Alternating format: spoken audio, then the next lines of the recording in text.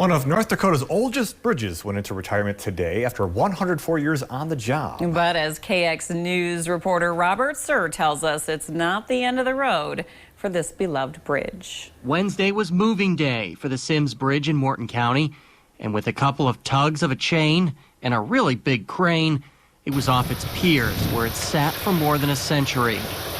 For 104 years, people have used the Sims Bridge just north of Almont to cross tiny Sims Creek.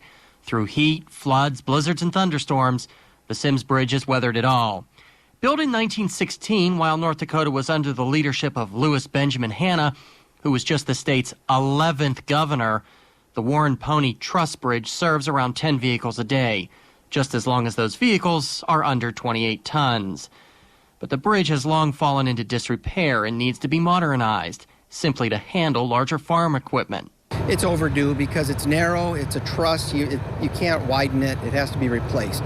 If you're looking from a load perspective, it was still rated at 28 tons, so structurally it was pretty good shape. It's just with vehicles getting bigger, farm implements getting wider, it was getting more difficult to use this bridge. That's Morton County engineer John Psyche, who adds federal money and a 20% Morton County match will cover the nearly $500,000 price tag for the new double-barrel box culvert bridge. Now, despite a couple of minor hiccups, the removal of the Sims Bridge went relatively smoothly. It's now sitting on the back of that flatbed truck, and construction workers I talked to here at the scene tell me they took extra care to make sure that this bridge will make it to its new home relatively unscathed.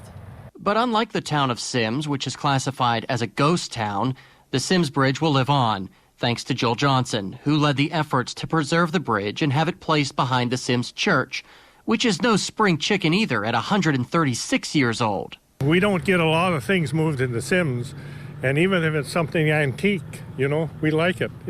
And it turns out so much better than I thought it would be. It looks so nice looking at the Sims Hill here and seeing this bridge here. So I think it's quite a neat deal for Sims. After the bridge was removed, it was slowly trucked about a half-mile down the road to its final resting place behind the church. A small crowd of local residents even gathered to watch the historic event. One of them was Sherilyn Johnson, a member of the Sims Church. We are so excited that this is happening. This is one of the last historical pieces that we are able to preserve. And we are all about preserving our heritage and our history. The whole event took about 2 hours, with workers carefully placing it on solid ground where it may stay for another century. People I spoke with told me while the bridge will no longer serve vehicles, it's a bridge to better things to come. Reporting for KX News in Sims, I'm Robert Sir. Residents say the bridge will now be used for social events such as after church coffee events, sing-alongs, and Bible studies. We'll be back with weather right after this.